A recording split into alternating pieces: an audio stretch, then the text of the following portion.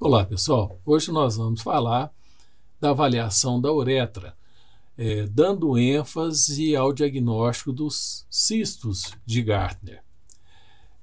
Não vamos falar a respeito da avaliação da incontinência urinária, que já foi objeto de outra publicação. Vamos lembrar um pouquinho da embriologia. Os ductos de Miller, ou ductos paramesonéficos, eles crescem em direção à linha média e se fundem aqui no meio e vão dar origem ao útero. Vejam, essa é a fase indiferenciada. Aqui estão as gônadas e aqui estão os ductos mesonéficos, ou ductos de Wolff. Os ductos mesonéficos, ou ductos de Wolff, eles vão dar origem no homem às vesículas seminais, ao ducto deferente e ao epidídimo. E eles sempre deixam resquícios embrionários. Esses resquícios embrionários eles podem dar origem a formações císticas. Essas formações císticas que se formam ao lado, ao redor do ovário, são chamados de cistos de epoóforo ou hidatos de Morgane, que são muito frequentes. Mas medialmente ao ovário são chamados de cistos de paraóforo. Se são formados ao longo do ligamento largo, são chamados de cistos paraovarianos. Vejam que o ducto mesonéfico ele alcança até o terço inferior da vagina. Quando essas formações císticas se formam abaixo do colo, a nível da vagina e da uretra, eles são chamados de cistos de Gardner. Vamos falar um pouquinho, rapidamente, a respeito da formação da bexiga urinária. A bexiga urinária é formada pela separação da cloaca, o intestino terminal, pelo septo urogenital. O septo urogenital vai dar origem na parede anterior à bexiga e na parede posterior ao reto. Vejam que a formação com as estruturas internas e a formação renal, elas são simultâneas. Então, no final, nós vamos ter, aqui nós temos o alantoide, aqui o resquício do alantoide, a bexiga urinária, a uretra, a ampola retal formada na porção posterior, aqui o útero, as tubas uterinas e o canal vaginal. Vejam que o terço inferior da vagina ele tem a mesma origem embriológica da bexiga, ele é formada pelo seio urogenital, ou seja, de origem endodérmica. Vejam esse vídeo da introdução da sonda endovaginal durante um exame ginecológico. Nós, ginecologistas, temos costume de introduzir a sonda endovaginal direto no fundo de saco uterino posterior. E a gente vai perder a avaliação da uretra e dos tecidos parauretrais. A duração desse cisto foi de 22 segundos. Vejam só, eu vou passar ele de novo e vejam o que eu perco se eu introduzir a sonda endovaginal direto, sem colocar ela um pouquinho mais superiormente na região paraclitoriana, olhar e introduzir devagarzinho sob visão direta. Veja, eu estou vendo toda a extensão da uretra, a sínfise púbica, todo o tecido paravaginal.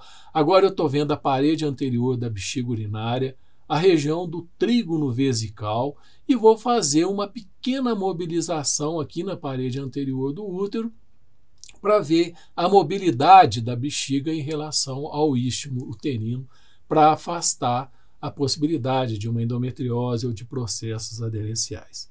Então, vejam, a introdução da sonda ela deve ser sob visão direta e para eu não deixar passar alguns diagnósticos. Vejam, a uretra ela é hipoecogênica.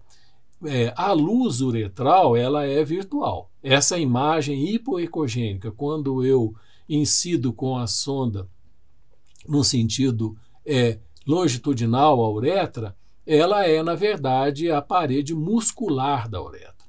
Frequentemente, nós temos nessa parede muscular algumas fibroses, que aparecem como essas estruturas ecogênicas, que dá a impressão que ela está dentro da luz uretral. Vejam, isso aqui não é a luz uretral, é a parede muscular da uretra.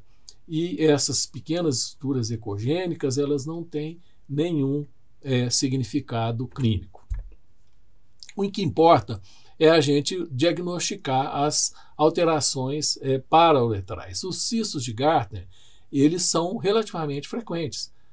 E vejam aqui a localização desse cisto. Ele está localizado no terço proximal da uretra.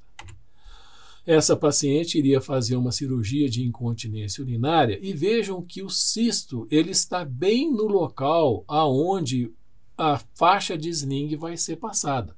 Então, o ginecologista, o cirurgião, precisa saber disso e precisa saber dessas medidas. Esses cistos de Gärtner, eles podem estar localizados na porção mais medial da uretra, como a gente está vendo aqui. Eles podem ser múltiplos, aqui desde o terço inferior até o terço médio superior da uretra, né? Eles podem estar localizados mais na parte distal, próxima à parte distal da uretra, próximo à bexiga, como a gente está vendo aqui nessa situação. Normalmente esses cistos eles são assintomáticos, são achados de exame. A importância é a gente determinar a localização, principalmente aquelas pacientes que vão fazer cirurgias quando estão no terço inferior da uretra. Raramente eles se infectam e quando eles crescem muito, eles podem aparecer como projeções, né? Protrusões para a parede anterior da vagina, que não devem ser confundidos com cistoceles. A ultrassonografia define o diagnóstico, isso com muita facilidade. Vejam aqui a imagem tridimensional de um cisto de Gärtner pequeno, assintomático, achado ocasional de exame no terço superior da vagina. O diagnóstico diferencial é feito principalmente com as estruturas vasculares. A gente sempre deve utilizar o Doppler e principalmente o Doppler de amplitude, porque ele é que vai detectar fluxos de velocidade mais baixa e vai mostrar para a gente que essas estruturas anecoicas elas são, na verdade, estruturas venosas com fluxos em seu interior. É importante a gente dar esse diagnóstico diferencial. Aqui, um divertículo uretral. Vejam, essa paciente está com uma sonda de Foley vesical e a gente vê essa estrutura anecoica. Nem sempre o diagnóstico definitivo de divertículo é fácil.